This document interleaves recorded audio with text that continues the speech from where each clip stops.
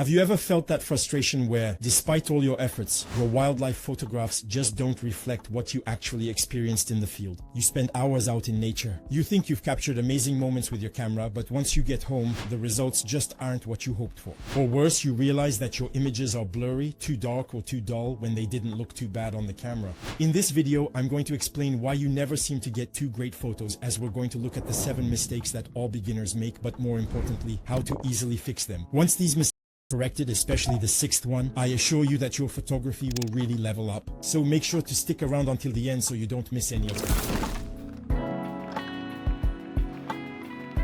And we're going to dive right into it. Because for me, the biggest mistake beginners make in wildlife photography, and the one I'd like to change the most about them, is not raising the ISO sensitivity enough. So yeah, I know. You've probably always been told that to get the best image quality possible, you should always use the lowest sensitivity setting. Because unlike other areas of photography, where you can control subjects, in wildlife photography, animals are totally unpredictable and move around a lot. So if you don't use a speed fast enough to freeze the animal's movement, you will inevitably have motion blur on the image, which, in some cases, can be quite invisible to the naked eye. And to avoid that, there's no choice. You're going to have to raise the ISO, and I mean really raise it so you can indirectly increase the shutter speed. And believe me, a lot of beginners really underestimate the speed needed to properly freeze the movement of a moving animal. Like a bird that's turning its head all over the place, you have to be careful not to crank up the ISO too much either, because after a while, the sharpness, which will be gained by the increasingly faster speed, will stagnate and will no longer be sufficient. To compensate for the loss of quality due to digital noise, you need to find a good balance between the two. But me, personally, for all these reasons, even if I am in full sunlight, I do not hesitate to regularly set myself to 400 or 800 ISO to gain in shutter speed and so achieve maximum sharpness. And I really recommend you do the same, especially since now, post-processing software can do a great job of removing digital noise, unlike motion blur, which is impossible to fix. So you really shouldn't hesitate to raise the ISO. Let's move on to the second big mistake that beginner photographers make, which is not paying enough attention and blowing out the whites. So, blowing out the whites is a photographic term that means overexposing an image, to the point where the details in the brightest areas, which we call highlights, are completely lost. Basically, it means you'll end up with parts of the image that are completely white, which is a real problem. Because once the details are lost due to that overexposure, they can't be recovered in post-processing. In wildlife photography, we often run into this problem when photographing animals with white or very light parts, like a swan or a gray heron, especially when it's really sunny, because the brightness of the sun will reflect off the white feathers, for example. And the best way to avoid blowing out the whites is simply to use the histogram on your camera. It's a tool that very few beginners use, even though it's really essential in some very tricky situations. So I already talked about it in detail in another video that I'm linking to. But the histogram is a small graph that shows you the distribution of highlights and shadows in your image. So if the histogram is way too shifted to the right, and you have a peak at the far end, that means your image is overexposed, and you're at risk of blowing out the whites. Really pay attention to that the next time you're out in the field. Make sure to check your histogram and don't hesitate to underexpose a bit if needed to avoid blowing out the whites. This will also indirectly help you gain a bit of shutter speed.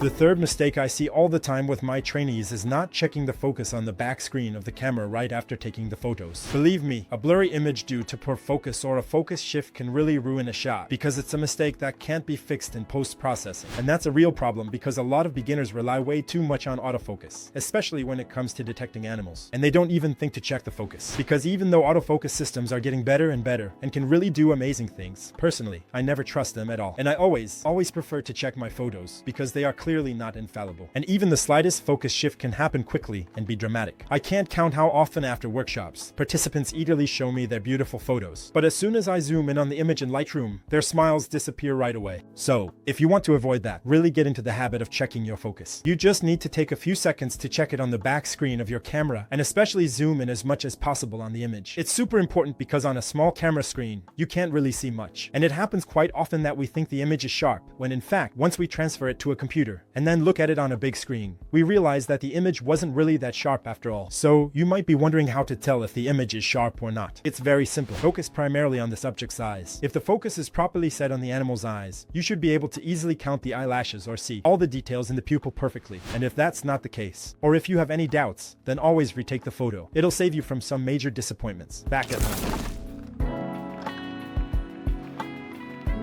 Another big mistake beginners make is not having enough control over their camera and not knowing it inside out. That's really a total deal breaker in wildlife photography when you're dealing with animals that are completely unpredictable. In wildlife photography, you just don't have the time to think. You don't have time to scroll through the menus, and especially, you don't have time to press the wrong button or dial. And unfortunately, that's exactly what happened to one of my trainees last year. We were walking in the Vanoise Park in Savoy, and a bearded vulture came out from behind a mountain. So, if you don't know this animal, the bearded vulture, it's an iconic bird of the Alps that is really extremely rare in France. So, we weren't expecting to see it there. Actually, my trainee wasn't prepared, and also, he didn't know his gear well. So he really lost a lot of time trying to find his settings and adjusting them to fit the situation. All of his photos were missed, and the bearded vulture quickly disappeared. It's not every day you see a bearded vulture in the wild. My trainee was really bummed for missing such an opportunity. On the other hand, since I know my camera inside and out, I was able to instantly switch my autofocus mode and adjust my settings to quickly adapt to the situation. And here is the photo I managed to take very easily of this incredible moment. So my advice is, if you don't want to end up in the same situation as my intern, I really don't wish that on you. Well, you won't have a choice. You'll need to learn how to master your camera and especially how to adjust the settings without even looking at it so that they really become a part of you. It's an extension of your vision and more of a technical constraint.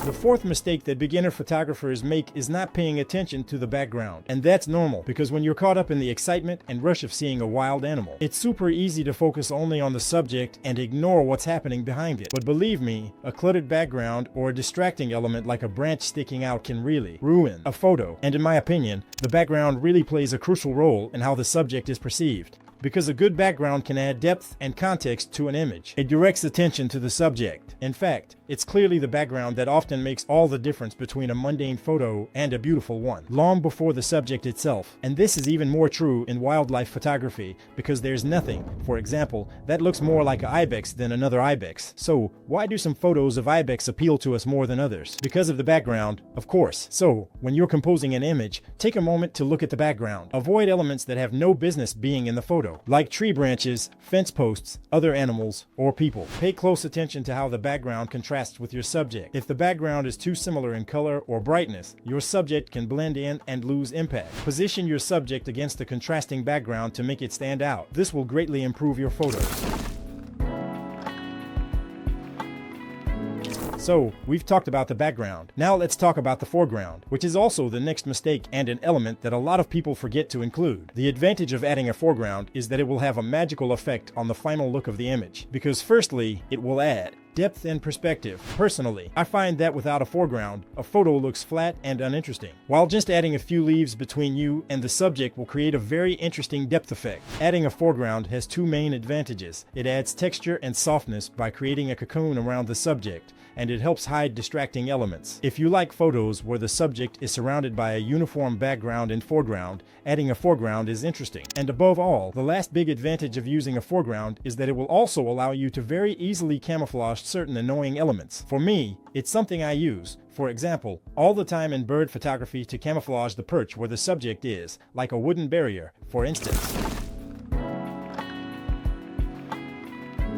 The seventh mistake beginners make is not using exposure correction. That's something I see all the time because a lot of beginners think that you have to be at 0 to get a good exposure every time. But the goal of the camera is to achieve a neutral exposure, so without too many overexposed or underexposed areas. But not to take a beautiful photo, he doesn't care about the creative aspect. And the problem is that the human eye doesn't like at all what is neutral and bland. On the contrary, it likes what is contrasted with strong luminosity. Or, on the contrary, very dense blacks that can only be obtained with exposure correction. Personally, I can assure you that if you look at the EXIF data of my photographs, almost all of my images are either overexposed compared to what the camera indicates or underexposed. And it's simple, I never shoot at 0 exposure. And above all, remember one thing with this principle, 95% of photographers don't use exposure correction. So if you do the same as everyone else, you will inevitably have the same photos as everyone else. So, my advice, don't hesitate to play with the exposure correction, but be careful not to blow out the whites, of course. So, if you'd like to discover a bunch of other tips like this to improve your photography, and especially to bring a lot more creativity to your images, you can download my 3 free PDF guides that just popped up on the screen. I share a ton of tips that helped me win several contests. All you have to do is click on the little thumbnail to my left to be redirected to the download page. And I'll see you soon for a new episode.